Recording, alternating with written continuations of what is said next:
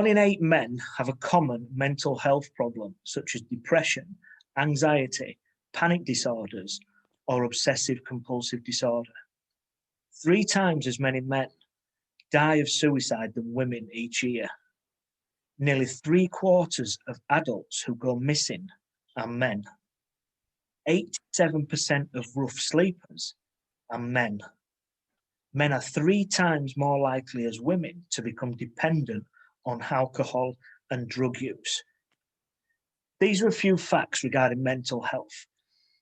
Because so many people go without saying and getting the help that they need, these numbers are probably going to be higher.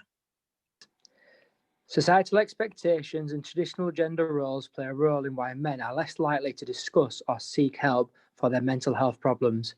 We know that gender stereotypes about women and the idea they should behave or look a certain way, for example, can be damaging to them. But it's important to understand that men can be damaged by stereotypes and expectations too. Men are often expected to be breadwinners and to be strong, dominant and in control. While these aren't inherently bad things, they can make it harder for men to reach out and open up. Some research also suggests that men who can't speak openly about their emotions may be less able to recognize symptoms of mental health problems themselves and are less likely to reach out for support. We've decided to do this episode. We've discussed this right from the very start. I thought this was something that we should do, and I think it's become prominent more now with everything that's gone on this year and with everything, obviously, with Christmas and things that's coming up. We thought it was right in doing a mental health special. For everybody that listens to us regular, they'll know that we're very lighthearted. We joke about everything we do and basically take the mick out of ourselves and each other for 45 minutes, which for us, it's a little bit of stress relief as well, I think. So it works well for us. But we wanted to do this episode, didn't we, Leon? Because we thought it was important to kind of get out there as dads ourselves and try and share something with people, and also have an avenue for people to be able to come even talk to us if there needs be. The reason why I want to do this is so people can anonymously write into us or communicate with us and don't feel that they have to know us, because obviously the hardest thing is breaking down doors of talking to someone that you know on a personal level, especially with men. It's a lot harder. Well, in my experience, I'd say it's harder to open up to someone that you know, whereas we can be that door to break down that we don't know that many people personally who write into us. We're not judgmental, but we can be a nice ear for people to sound off and things like that. Even if it's just 5 minutes to talk to someone so they can get something off the chest, then we're open all ears. Yeah, I think that's exactly right. So in this episode, what we're going to do, we've got a case study to read through. Somebody who I know who had asked, I know they've gone through some issues themselves, so I'd asked them to write in and just kind of put down what they was feeling at the time and how things are going through now. We've been really fortunate to have a couple of speakers on for us. So we've got Coach Bex from the northeast of England who's going to talk to us about be positive in your own mind. And we've got Jay Cee, who's from California, who's got some brilliant stories, and he also does his own podcast. So we've got those coming up as well. It's going to be a fantastic episode. And we've said all along, if we can get one person to tune in and we can help one person, then we've done something of some good. This is from somebody that did ask to stay anonymous. I'll just read this. This is a little case study from them.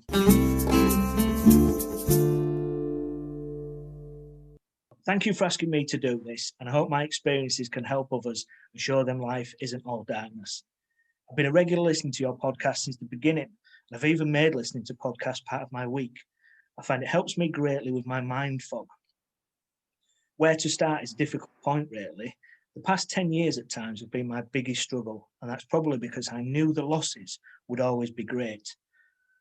When I look back at my childhood, which was very happy and loving, I remember questioning my place within the family. This wasn't by any means a lack of love or support, but an early indication into my own worth. Even now, I struggle to use depression as a diagnosis to how I feel. All the research would point to that. For the purpose of this, we'll call it my dark time.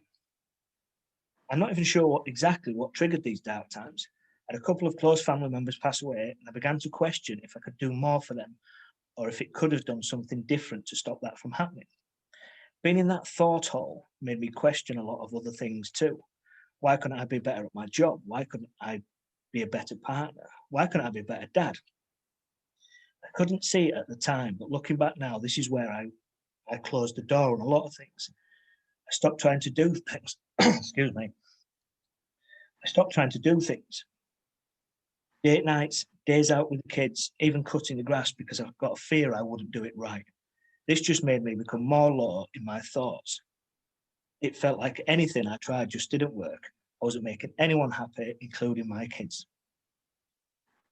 I started to use exercise as a coping mechanism, but going to the gym could literally be so difficult. I could be in there 2 minutes and walk out through anxiety and stress. All through this, I did my best to hide everything. I still managed to keep up appearances in my job, and as a happy chap, but outside of that, I couldn't find the energy to wear that mask anymore. I wasn't a nice person to be around. The thoughts of an inadequacy crept in more and more, and I started to spend a lot more time on my own. I can see now this wasn't a good thing. I started to self-harm and even had thoughts of suicide. I wouldn't have gone that far, but I'm sure there were many conversations with myself that people would be better off without me. My first rock bottom hit, and I looked for help. Saw a counsellor for a bit, but it was too hard to hide from people, and I stopped going. I found myself when I was with the counsellor that I was lying about things that I'd been doing outside of my appointments. And this was just another person that I was letting down. There were two main reasons why I couldn't talk to anybody about at the time that I was thinking, but this was nothing to do with being unmanly or anything. Everyone has their own issues to deal with, no matter how big or small. I didn't feel at the time that my problems were any bigger than anybody else's. I struggled to understand them myself, so explaining to somebody close to me, I didn't really know where to start. The second reason was I'd seen a counsellor and they couldn't help. I didn't think my friends would have the correct tools to help me either. I didn't want them to feel bad that they couldn't help. What a vicious circle. As sure as I'm not positive how they started, I'm not sure how I move forward either. I've picked myself up and hit rock bottom again a few times. I've slept rough, I've had no money, and yet somehow managed to keep this all from friends and family. I'd still say they don't know 100% what has happened and what I've done, and to be honest, at this moment in time, that suits me. I wouldn't say I'm past getting from those dark places by any means. I still have bad days, bad weeks, and bad months. But I've come to recognise the signs and do my best to keep the misty thoughts away. You asked me to give you a tip and a recommendations on how I can help others from my experience. Really, the only thing I can suggest is don't do what I did and hide it. Be open, be honest, and talk to somebody. There's always an ear going spare somewhere. Work on fixing yourself, and you'll be the partner you want to be and the father you set out to be. I love the saying, as long as you're moving forward, doesn't matter what speed, it's moving forward, or something along those lines. Keep up the good work, boys. I must have read that about 10 times, and I still find it hard to read. Yeah. When it's somebody you know, I think it's difficult. The key things for me that come out from there is obviously that that's somebody, like many others, that not necessarily doesn't want to talk, but doesn't feel that there's an avenue there to vent that. Like I say, that's the hard thing. When I'm listening to that, I'm thinking, oh my God, like they've done everything right, like talking to counsel and things like that, and that's just not helped them. But obviously, going forward is the most progressive point they need to focus on, isn't it? Yeah, and like it is just small steps, isn't it? Surely. I think as well, mental health as well as things that not once you've got it, but it's always about finding the right coping strategies, and it'll always be there. And I think no matter what we do in life, there's always going to be something there that tethers us to those dark places, those dark times. It's just how we continue forwards, pick ourselves up, start again. Like I say, there's always going to be 2 steps forward, 1 step back, and it's always about taking that 1 step forwards every time and growing from that position where we was beforehand, which I think is vital. Yeah, I think so. And like we said, and we'll say it another probably 20 times, that we're here to listen to anybody. Don't matter whether we know you, don't matter what your circumstances are, just whether it be us, whether it be somebody else, we're by no means professionals, probably the complete opposite end of the scale, to be fair, but we can possibly help. We're in here, aren't we? Yeah, definitely in here to be utilised. So we've got here, just coming up now, we've got Jay Cee. Jay Cee is from the US of A. He's from California, and he's been brilliant to come on and have a chat with us. So he goes through his experiences. I'll let him talk through it. Fantastic guest. We'll have him on again soon. This is our man. This is Jay Cee. This is our interview with him. I just want to say I was there, but I was having internet issues, so you don't really hear from me. But I was there. He was there, and you can vouch it was good, wasn't it? It was quality. I loved it. Press the button, Leon. Boop.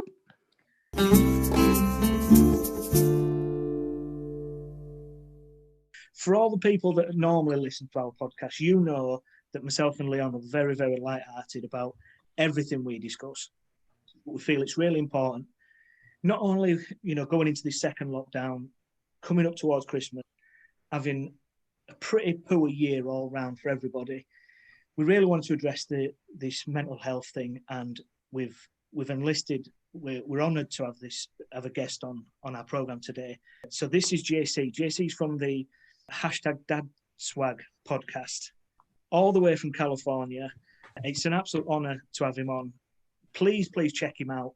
We'll drop some links and everything for you. He talks about, well, I'll tell you what, Jay Cee, I'll let you introduce yourself. You tell us a little bit about you, and we'll have a chat. Yeah, man, definitely. First and foremost, Dad tells Andy and Leon, man, it's a pleasure and a blessing and honor to be here, with you guys. And, thank you for allowing me the platform, your guys' platform. And, we've actually had this in the works for maybe about a month, right? Been talking about it. So the fact that we were able to get it done, the time that made sense for, California time versus the UK time, it's a huge time difference. So, I'll try not to be so long-winded to keep you guys up, because I know it's getting late over there,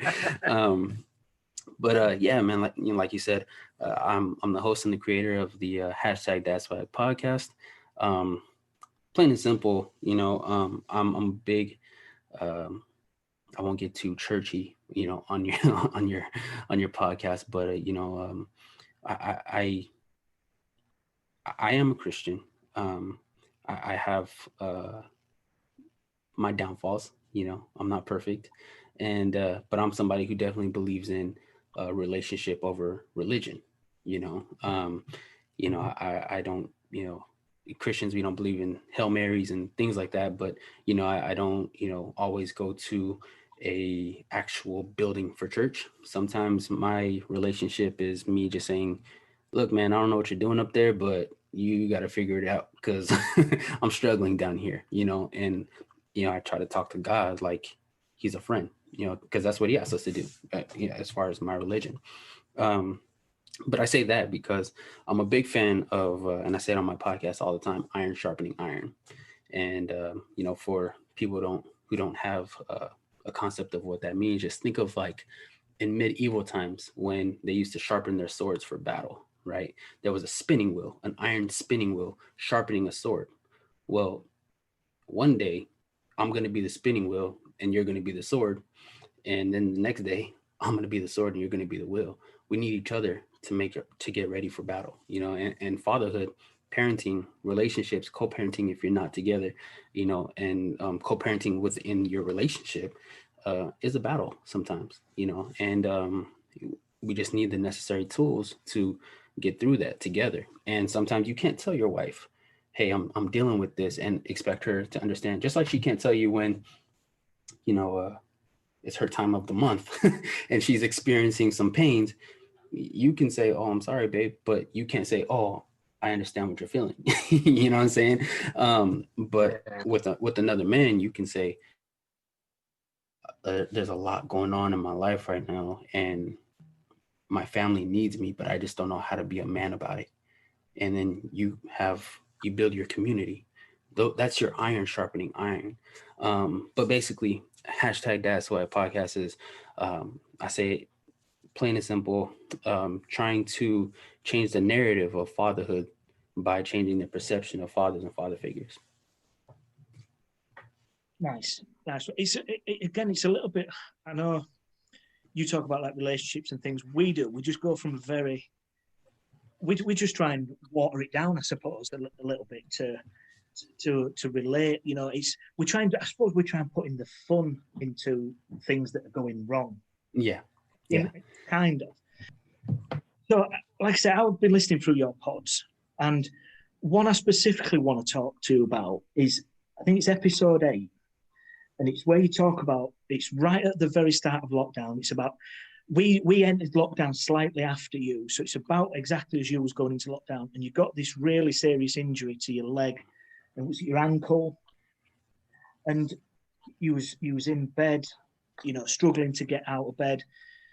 You talk about, you know, these voices and things in your head that was telling you that you weren't good enough, you couldn't wash yourself, you couldn't take the trash out, you know, to use an American term. We take the rubbish out.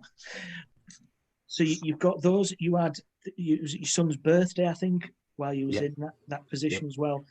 So you struggled around the party element and things. Just tell us a little bit about what that kind of did for you, because I'm a big overthinker, huge overthinker. I think that's the thing about the voices in your head, is that one little negative and suddenly 2 or 3 other voices kind of jump on the back of that one. Absolutely. It's like a compound fracture, you know, to the ego, you know, and I suffered a compound fracture to my physical person. You know, if you don't mind me going back a little bit, in that episode, I talk about white walls, right?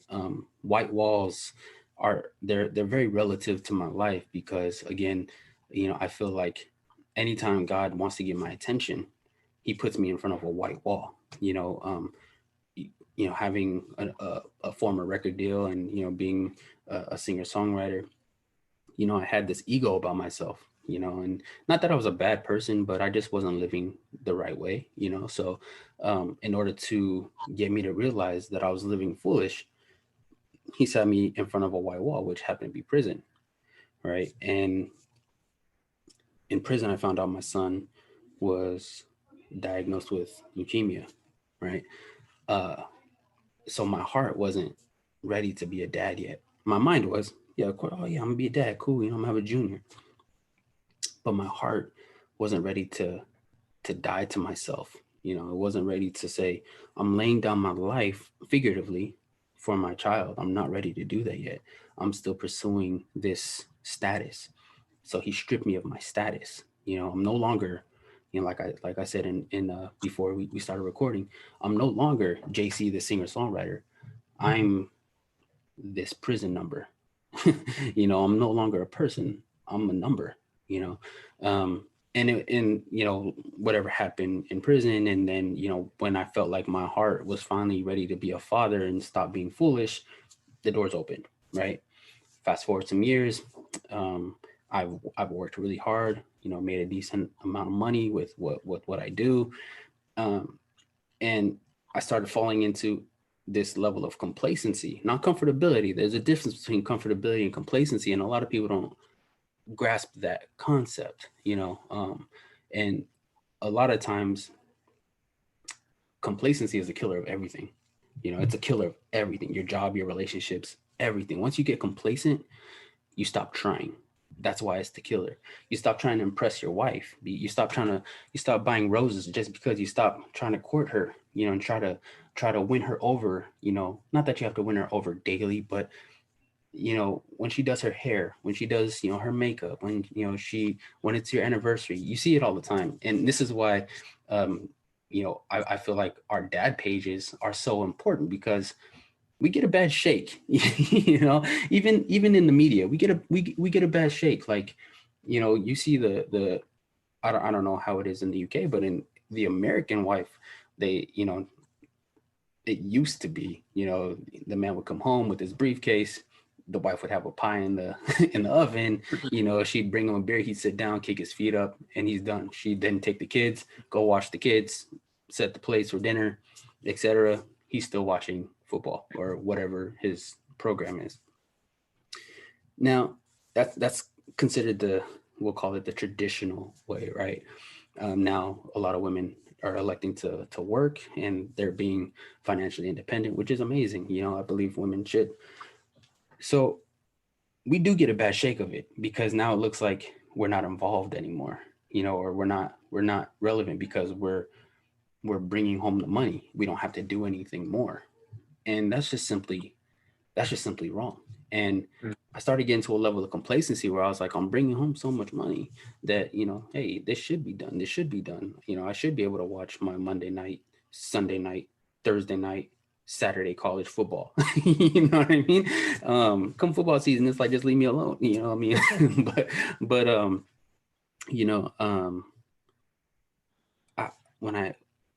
when I started even thinking about this podcast, thinking about what I was going to say, what I was going to do, the message that I was going to put out there, it took me a long time to actually launch it, because I couldn't in good faith say that I am the man that is,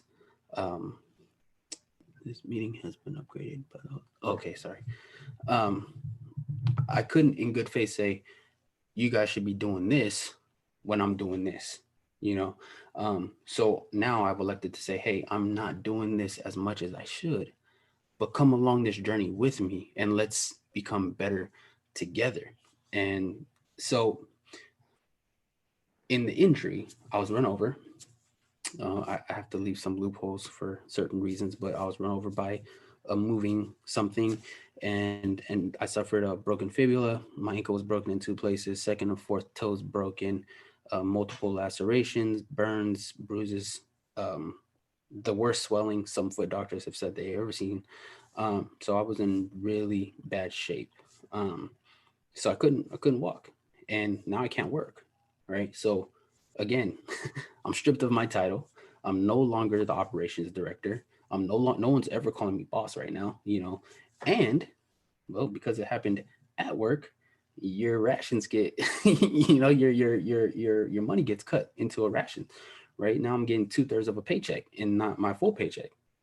So now I'm hurting. Now I'm not bringing home the money that I used to make. And now my wife is having to do all these things, and then surprise, 5 days later, shut down.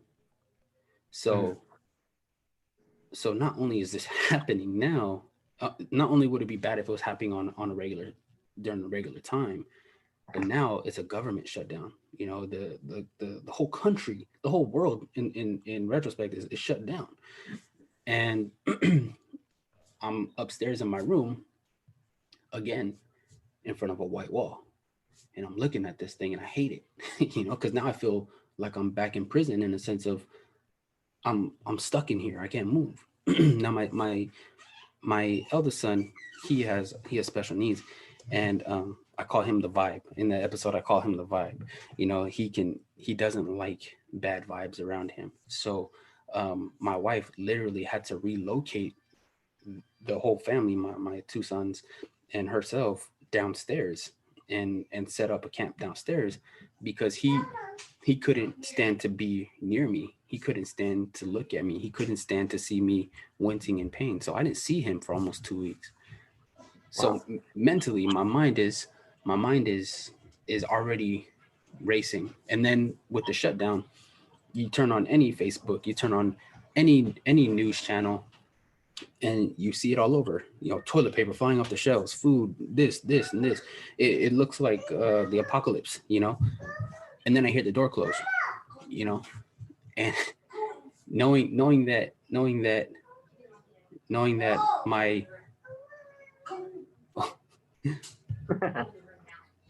sorry, might have to intervene real quick. It's okay.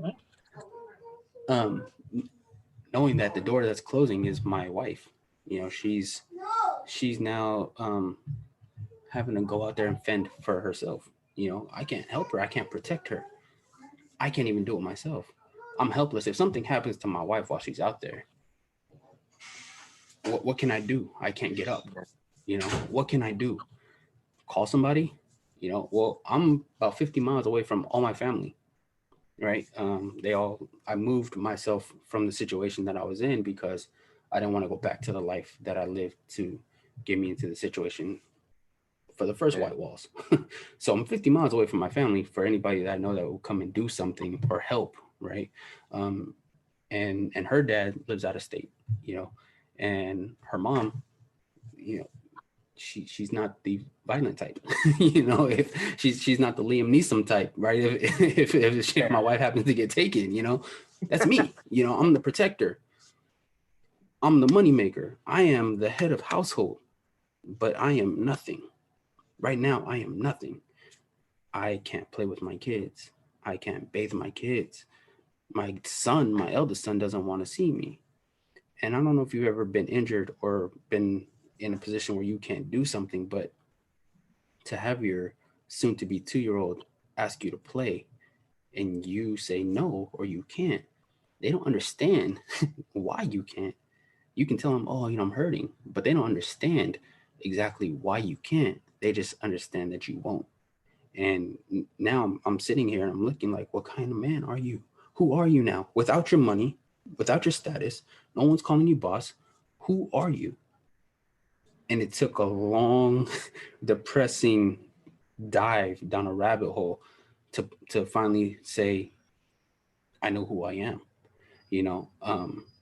I tell people that ask me all the time, how do you know if you're relevant in your kid's life? Disappear for a few hours, go into another room, right? And watch a show. But listen to how many times your kids ask for you. Because if they don't ask for you, you're not relevant. Your presence isn't something that they're used to, and that's an issue, right? So my kids, I say this, and I don't want to make myself seem like a bad father or anything like that, but I'm very present in my kids' life. I'm very supportive, but there are times where these attitudes and this mentality just takes over, where you feel like the alpha male and you don't have to do anything. But my kids did ask for me, and every time they asked for me, it broke my heart because I wanted nothing more than to get up and do that. But then I would think, why weren't you getting up when they were asking you to play and you were watching football 2 weeks ago? Why weren't you getting up and throwing that ball around when they were asking you to play and you were spending time on Facebook talking mess to people about the football game or posting about this and things that are irrelevant to what's going on in your home. So it took a long time for me to launch the podcast because I didn't feel like I was worthy enough to launch the podcast. And then I finally, just like in prison, I finally realized that I need to be more than my paycheck. I need to be defined. I need to be able to define myself more than what my job title is. I'm not an operations director. I'm a father. Well, in my respect, marriage is a part of my fatherhood. So I actually always correct myself and I say I'm a husband first, because my foundation is my wife and me. And then now we're building our children up. But no decision happens with my children. It always happens with my wife. So as long as my wife and my foundation accord, right? And that's why people fall out, because we just don't see eye to eye. That's basically what the situation is when divorce happens or a breakup happens. We no longer see eye to eye. We no longer want the same things. So as long as we're communicating constantly and making sure that we still want the same things and we're doing the same things, and even if we don't, we find a way to compromise where we can both be happy. Even if one loses out, you're still winning because the person you love is still getting what they want, right? And if you're with the right person, then the thing that they want isn't so bad that it's like life altering, right? It's not like she wants this, but it's gonna hurt your relationship or it's gonna hurt your future plans. She wants something that's slightly different from what you want. It's compromise. You win, she wins, you both win. So I make sure that my foundation is right with my wife, and then we make sure that our kids are built up. But I felt like at the same time my foundation wasn't right with my wife because I was letting her down. So it took a long time for me to figure out, what kind of man are you, or who are you? What good are you to this family? What is your position? Because you're not making any money. You're not bringing home the money that you used to. You're not a boss anymore. You don't even go anywhere. You're just here. So it took a long time for me to really look inside and say, I know my worth and I know what I can be. But that was only from your point of view, wasn't it? Because obviously your wife is fully understandable that Of course. you can't get out of the position you're in. You know, you've had a massive accident there, injury, you're bedridden. So again, you go back to sort of them, it's them voices, isn't it? It's that being that man, whereas it's not your wife saying these things. Yeah. It's Yeah, you definitely. as a human being, as a man, as a father, as a provider. It's your head that has to get out of sort of that. You mentioned about that rabbit hole, that deep rabbit hole. So with all that kind of going on, knowing that, you know, we're in an international pandemic, we don't know fully everything that's going on with it, but your wife's having to go out, like you say, to the shops and things. How do you kind of get your head around that to get to this more positive state that you're at now? Because, like you say, you are a Christian, but it's not like you've had some shining light through your window. Yeah, yeah, Nobody's yeah, visited you in your sleep, have they? yeah. It's just you've done this, you've turned this around, and I know this is not an overnight thing. And the position that you were in, what we're talking 8-9 months ago now, that could very easily resurface, because that's what dads do. Yeah. You know.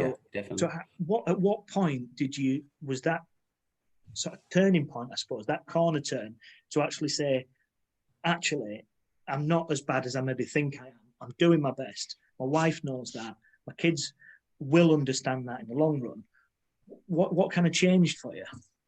You know, that's actually very interesting. You know, my wife, she's very supportive, very understanding. At the same time, she's a realist. To me, she's the realist. You know, and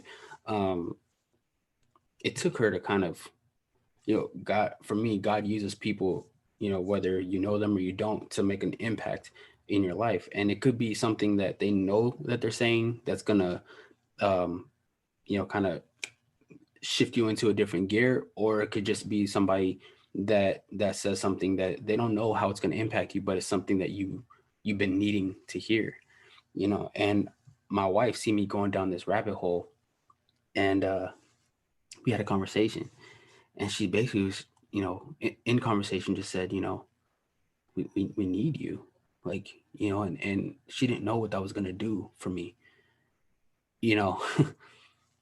Women, oh God, I hope I don't get in trouble for this.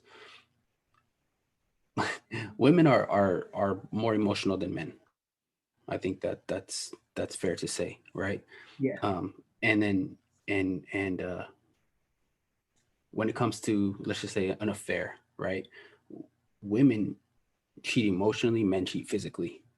Okay. And a lot of times you hear of women saying, I just wanted to be wanted. You know, I wanted to be wanted. Men's insecurities are, we need to feel needed, right? And I didn't feel needed because I felt irrelevant. I felt like I wasn't making an impact. I felt like my position in my family is diminished because I'm no longer who I was before. So she said the thing that I needed to hear. And it's all about ego, right? It comes down to ego. You know, I want you to, I need you to need me. I need to save something. You know, I need to feel like the alpha, and as an alpha, I need to be able to save my family. I need to be able to, you know, that's why when we go to the store, we kind of perk our chest up a little bit and make sure nobody's, you know, looking at our kids or looking at our wife, or, you know, gonna try to test you, you know. Or you go into a dangerous neighborhood, you kind of get that animalistic mentality that, you know, hey, my family knows that they can hide behind me and I'm going to handle this, right? Women don't feel that. Right? You know, they do have the mom instinct where they can lift a car if they need to, you know. But at the same time, men are very, very much more external.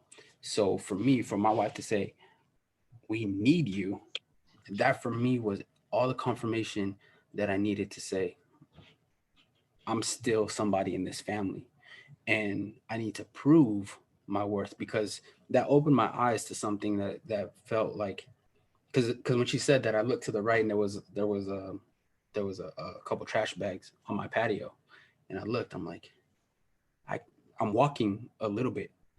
I can do something.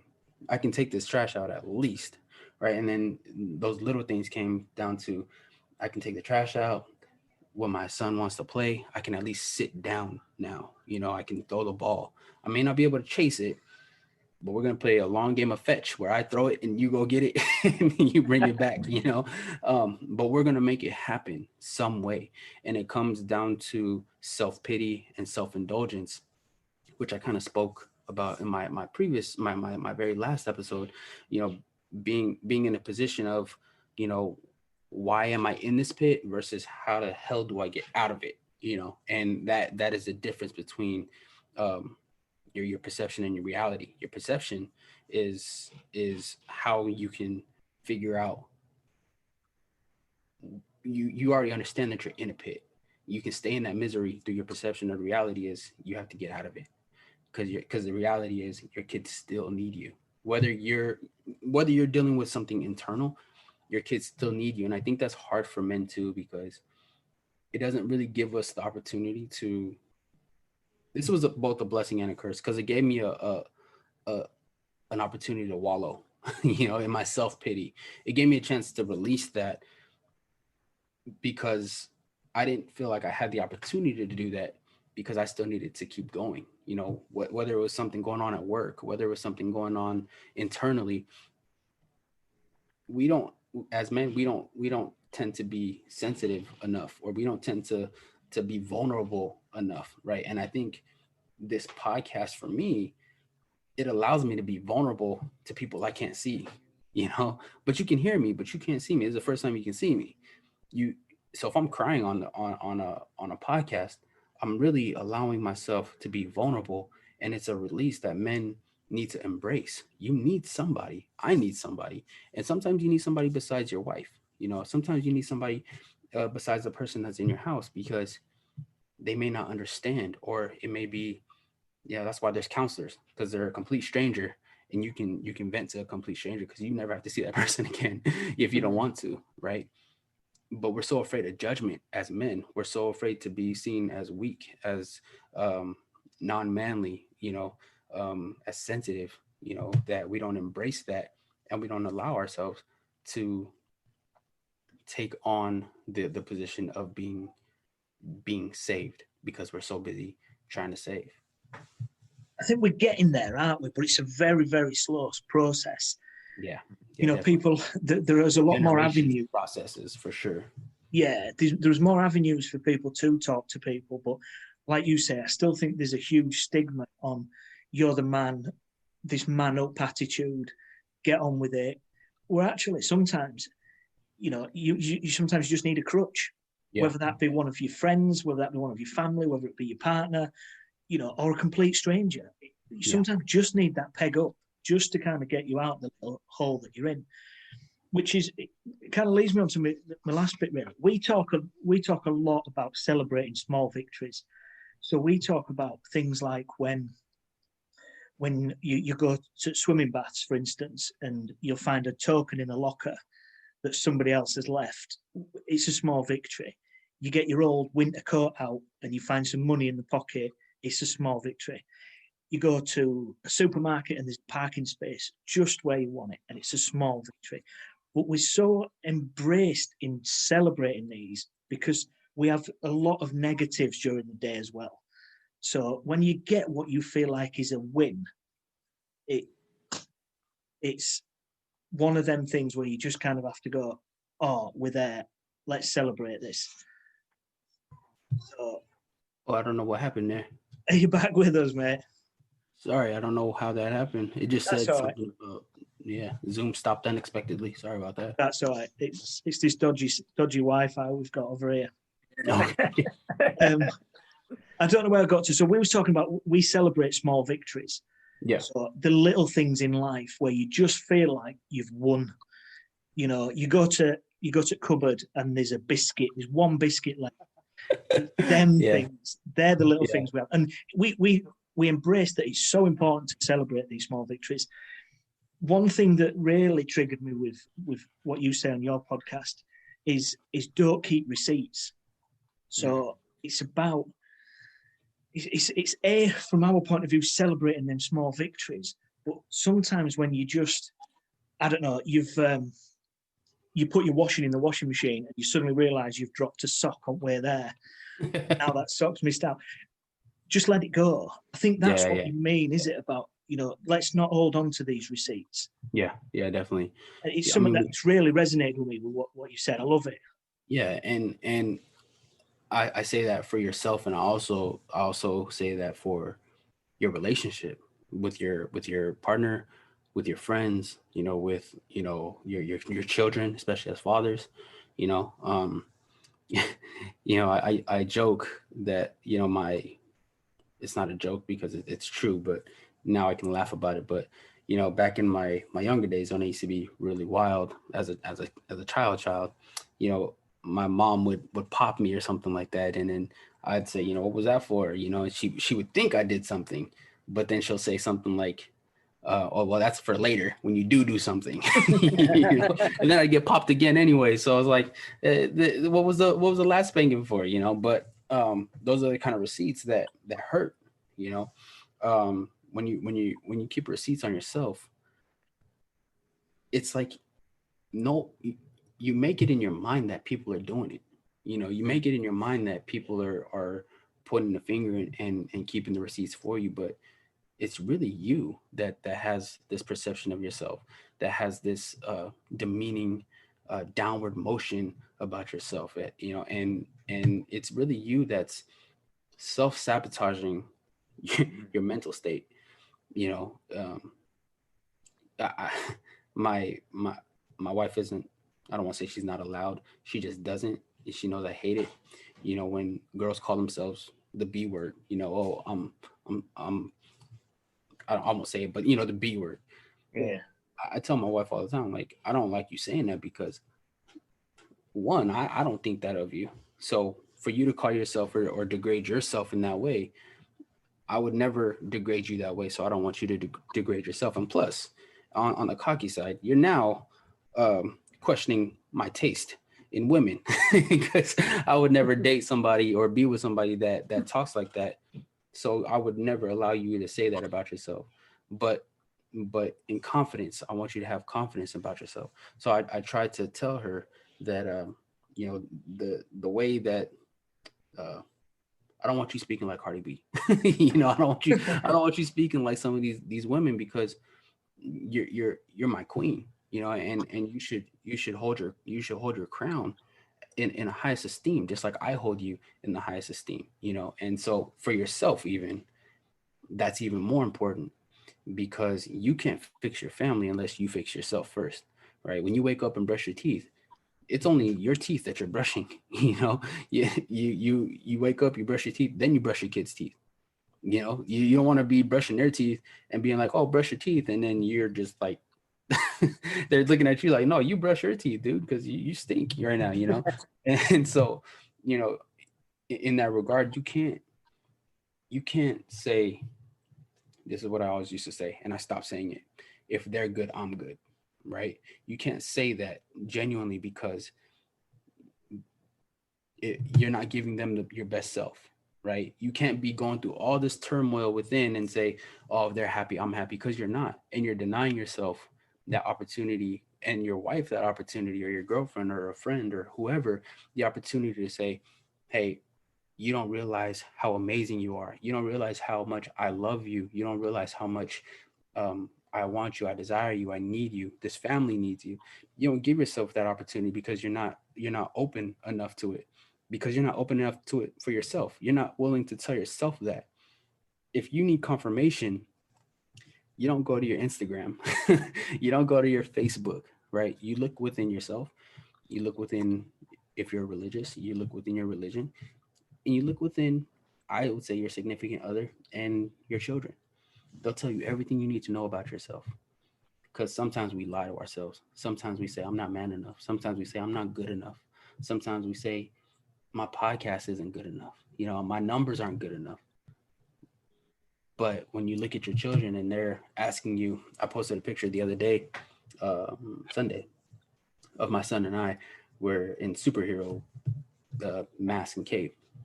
That moment right there is worth all the numbers in the world for me. It's worth all the numbers for viewership, for, you know, following. It wasn't to show the world, hey, look at how great of a dad I am.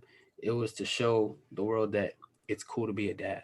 And I think with the bad shake that we get as fathers, as men, these dad pages like Dad Tells, like, you know, my page, like the other pages that I post, you know, at the end of every podcast, I say iron sharpens iron, and build your community. Put men around you that will uplift you, empower you, and enrich you. So when you are running low, you can dive into that well. You can tap into that gas line and re-energize, you know. And it's a lot of self acknowledging. It's a lot of self understanding to say, you know what, I need a friend. I need another guy that's going through the same things I'm going through, because I can't tell my wife what I'm going through. I could tell her and she'll coddle me, but she won't give me the steps of how to get out of it. You know, she won't tell me, she can't tell me she understands, because she's not a dad. She's a mom. She has her own set of issues, you know. So you know, keeping receipts on yourself is self-sabotage. Keeping receipts on your partner of her mistakes, of his mistakes, of their mistakes, your children, that's self-sabotage of your relationship. Because that's when you start doing the remember whens, you did this and this, that, and the third. The remember when conversation, those are bad conversations, man, because those put you back to a place, especially if you're a couple that's come through something before, and then you bring up that receipt, you know, let's just say infidelity. Remember when you cheated on me? Oh, then you start going down this whole rabbit hole, and then what happens? You start thinking that the person is cheating on you, or you're cheating, or they start thinking that you're cheating. Oh, you know what? You're hiding your phone now, and you have been on your phone a lot lately, or things like that. So now you're going down this rabbit hole, and now all these receipts are now they're coming out all over again, and it's like you're back, you're back to square one. So if you're gonna say I forgive you, if you're gonna tell yourself I forgive myself for the things that I've done, even though I can't change the things I've done, I forgive myself, then really forgive yourself, really forgive that person, and move on.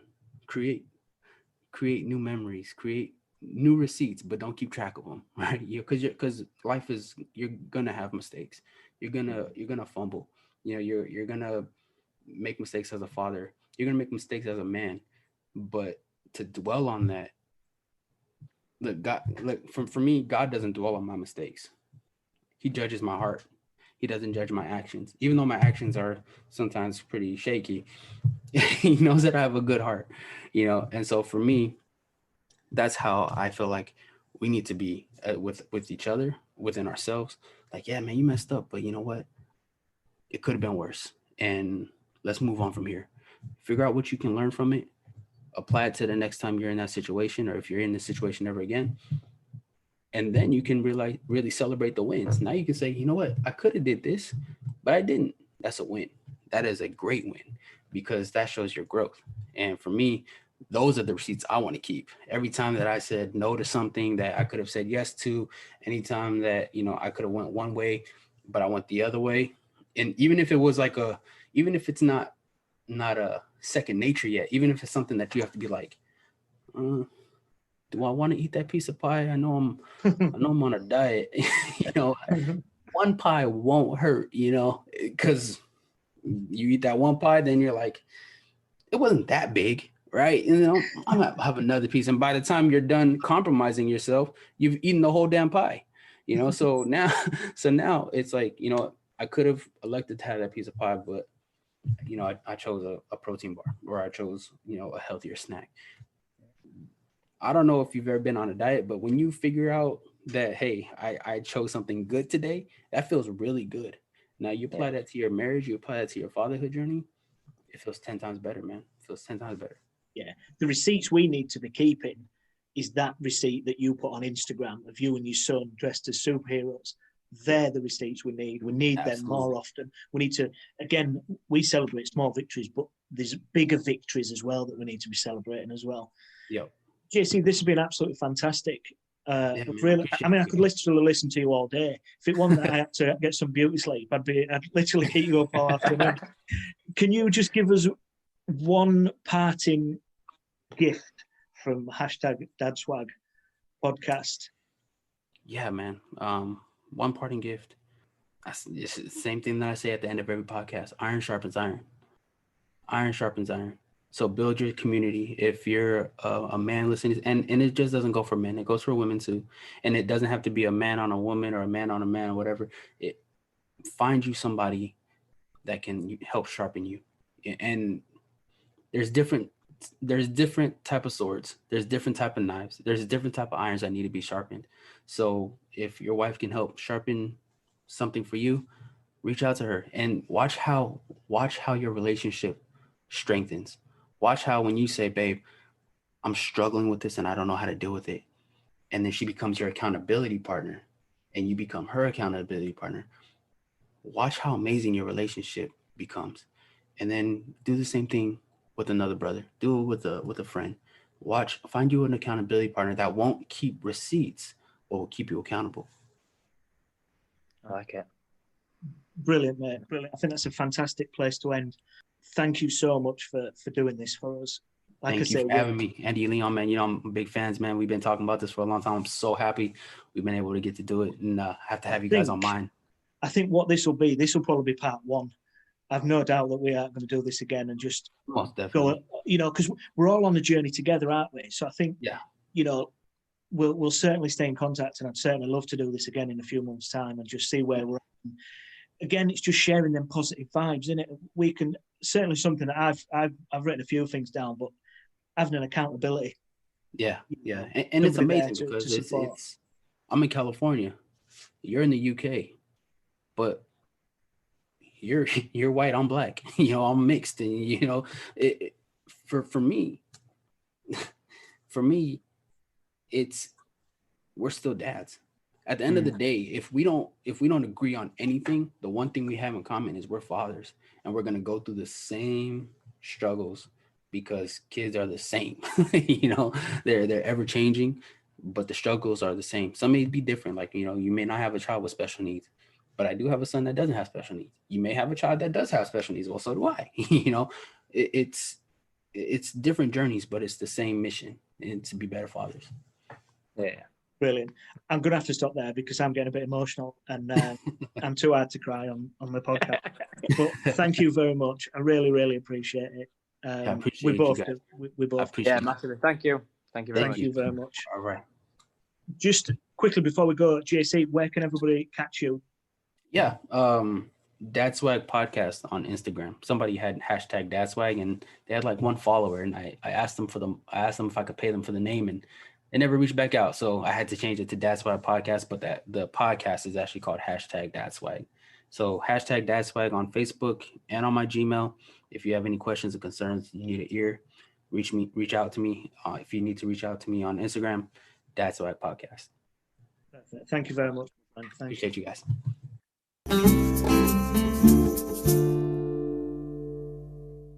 Yeah, so I'd like to say thanks for that, Jay Cee. Much appreciated. We love talking to you, and like Andy says, we'll definitely have you on again. For me, I love his saying, iron sharpens iron. I think it's such a strong metaphor of we're brothers in arms.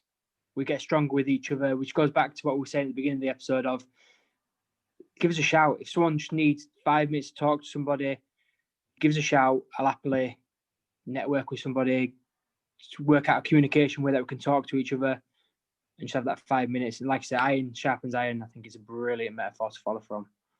I certainly agree. He's obviously somebody that's come through a lot. There's a whole lot more to Jay Cee's story as well that we didn't get time to go into. He's a positive person. He, like he says, he doesn't use his faith as some sort of healing hand. It's all about relationships, is how he does, and he stays positive. So brilliant. Thank you very much for that. So our second interview, this is from Coach Beck's. So this is Mark. He's from the northeast of England, and he's got some great positive information that he wants to share with us. He does some great stuff. Please check him out on Instagram and everywhere that he is. Here he is, Coach Beck's Mark Beckham.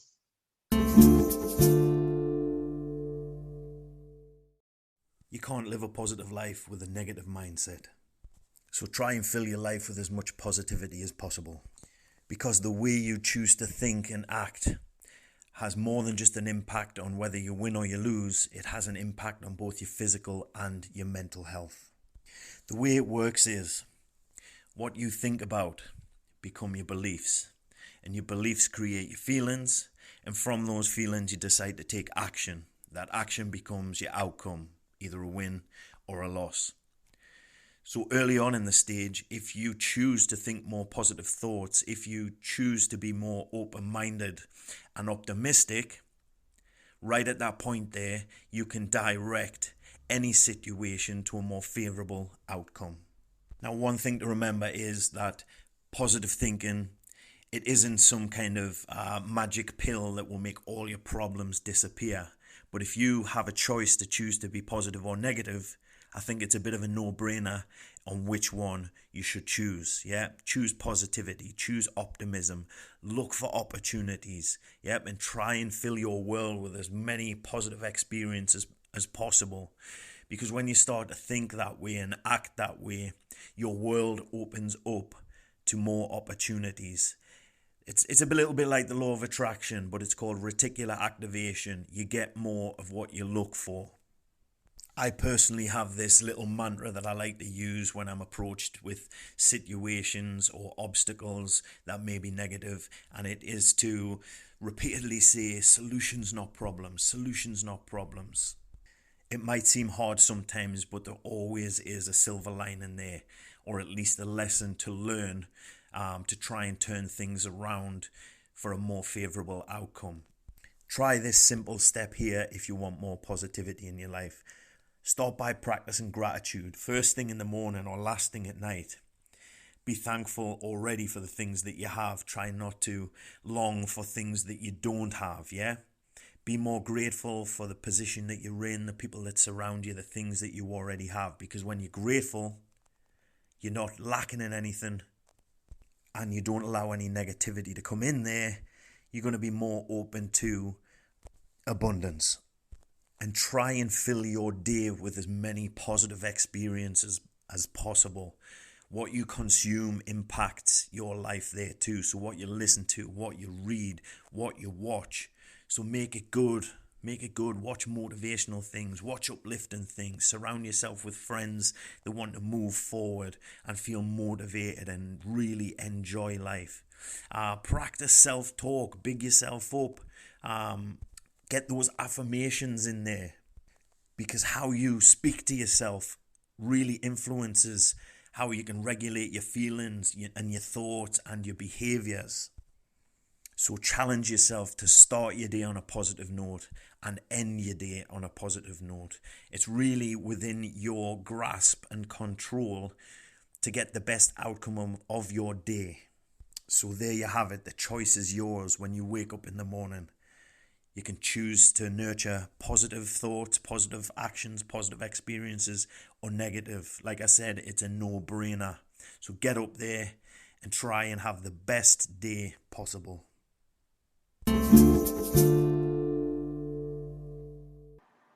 Thanks for that, Coach Beck. Massively appreciated. Once again, great insights.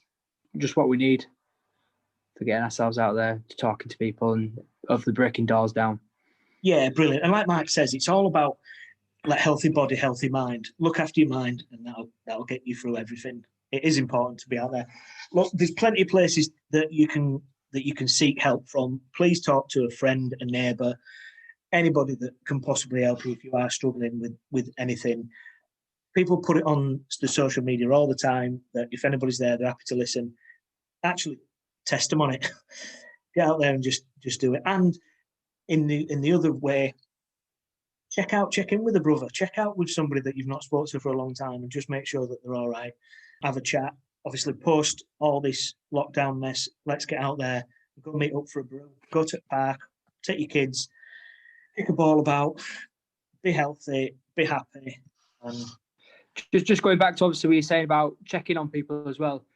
Always ask people if they're okay. And even if they say they're okay, ask again. Because I think it's really important. It's a natural reflex as men that we just go, yeah, we're fine. Do you come across that, Andy? People just say, yeah, I'm fine, when really, we should really be asking again, because it's just natural reflex to say, yeah, I'm good. Yeah, I think it's hard for people to ask as well sometimes, especially if you know there's something not quite.